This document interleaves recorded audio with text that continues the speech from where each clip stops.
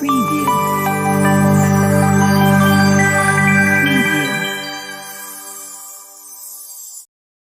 सुप्रभात।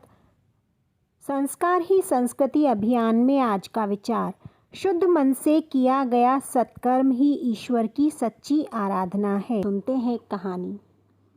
एक बार एक साधु था। एक नाविक उस साधु को रोजाना नदी से इस पार से उस पार लेकर जाता था, परंतु बदले में कुछ नहीं लेता था। वैसे भी साधु के पास पैसा कहाँ होता। नाविक सरल था, पढ़ा लिखा तो था नहीं, पर समझ की भी कमी नहीं थी। साधु रास्ते में ज्ञान की बातें कहते, कभी भगवान की सर्वव्यापकता बताते और कभी अर्थ सहित श्रीमद् भगवत गीता के श्लोक सुनाते।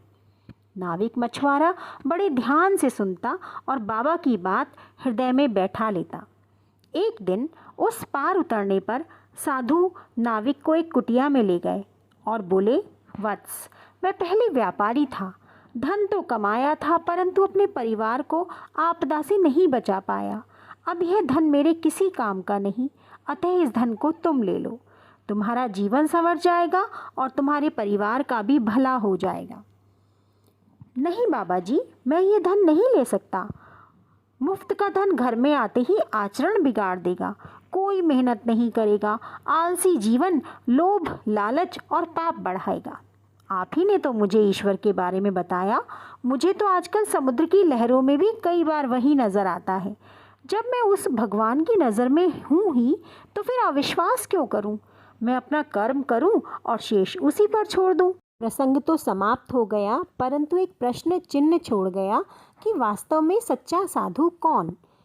वह साधु जिसने इस विपत्ति पड़ने पर वैराग्य धारण कर लिया, धर्म ग्रंथ का अध्ययन करना आरंभ कर दिया और सभी के साथ साझा भी करने लगा, परंतु कहीं न कहीं अपने संचित धन को किसी पात्र व्यक्ति को सौंपने की लालसा मन में धरे बैठा रहा।